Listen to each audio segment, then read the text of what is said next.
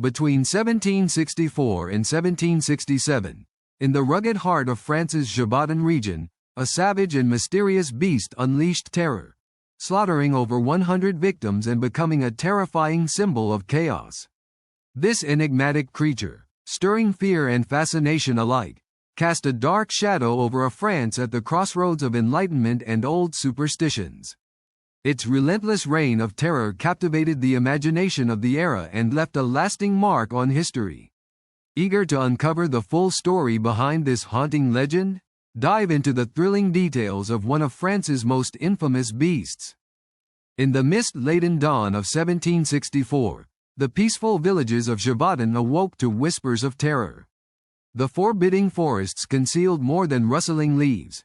They whispered rumors of a beast, large, ferocious, relentless. Tales spread like wildfire, igniting primal fears. Farmers armed themselves, hearts pounding, as children ran frightened into their mother's protective embrace.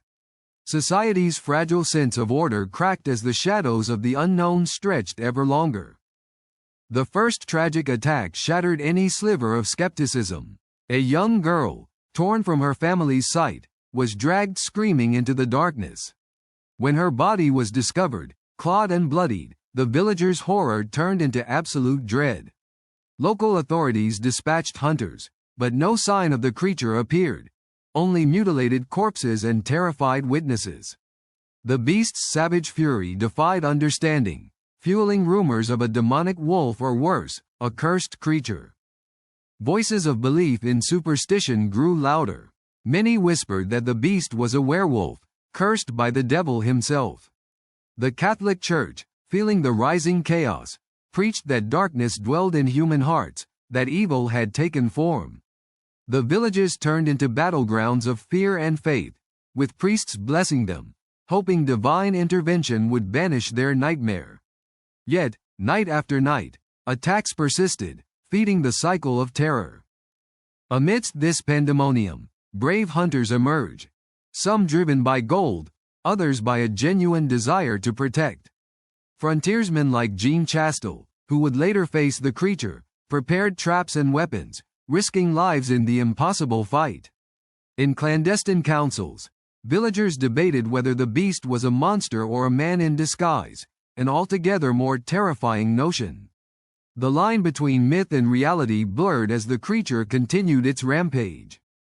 In 1765, after relentless efforts, hunters killed several wolves, but the attacks persisted.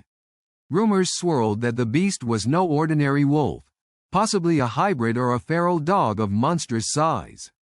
The legend grew, becoming a symbol of mankind's helplessness against nature's darkest, most primal forces. Fear seeped into every corner of Gévaudan society. Families barricaded their homes, and hope dimmed as the creature remained elusive, a living nightmare.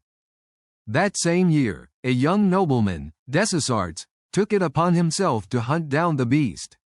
With a small group of trained men, he stalked the forest's shadows, their lanterns casting flickering light against the whispering darkness.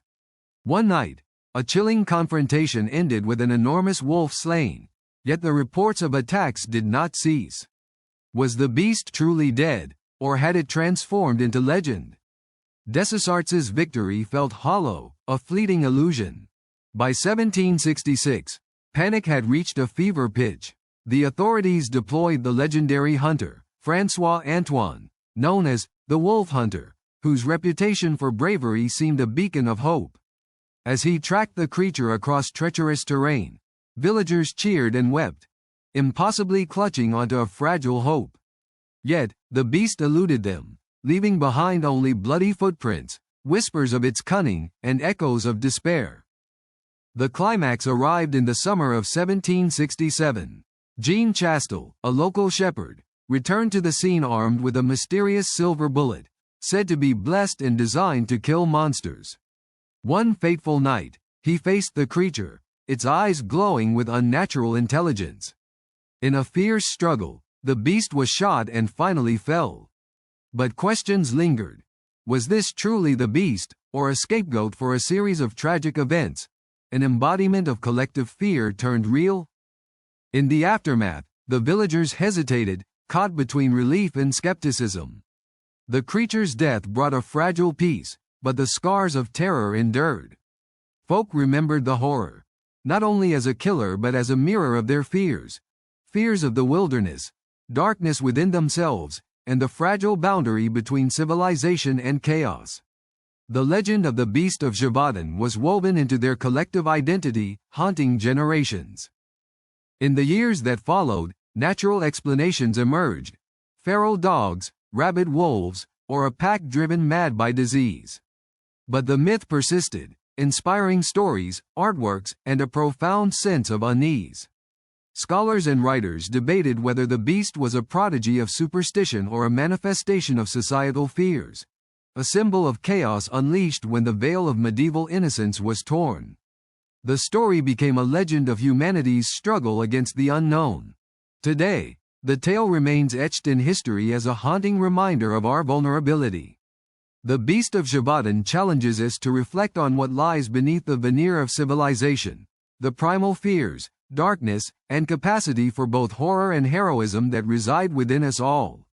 It teaches that monsters are sometimes born not from the shadows, but from our own deepest anxieties and unknown depths, urging us to confront rather than flee from them.